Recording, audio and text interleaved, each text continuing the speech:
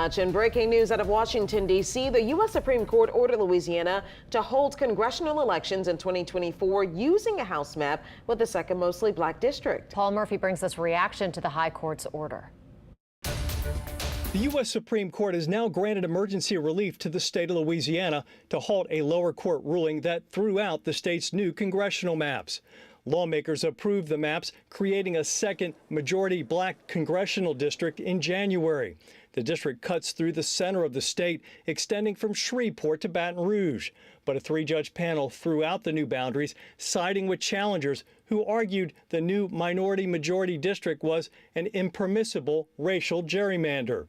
The state asked the Supreme Court to stay that ruling so the new maps could be used in the fall election. That's exactly what the court did, handing down its order late Wednesday afternoon. Civil rights attorney Tracy Washington, who filed a brief in this case, had this reaction to the court order.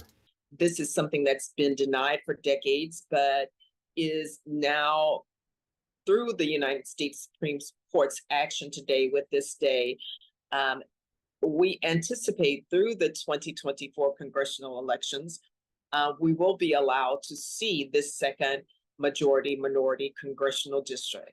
A federal judge in Baton Rouge ruled the map used in the 2022 elections violated the Voting Rights Act and ordered the state to draw new boundaries.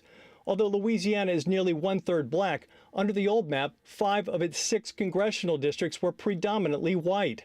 The Supreme Court's stay is temporary, which means the case is expected to be settled at a later date. We don't anticipate that the Supreme Court in any way would be able to resolve anything prior to the election in this case. So the map that will be used during the upcoming congressional election will contain 2 minority-majority districts.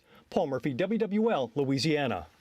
Louisiana Attorney General Liz Murrill released this statement following today's ruling, saying in part, quote, "We will need to defend the law and are grateful the Supreme Court granted the stay, which will ensure we have a stable election season."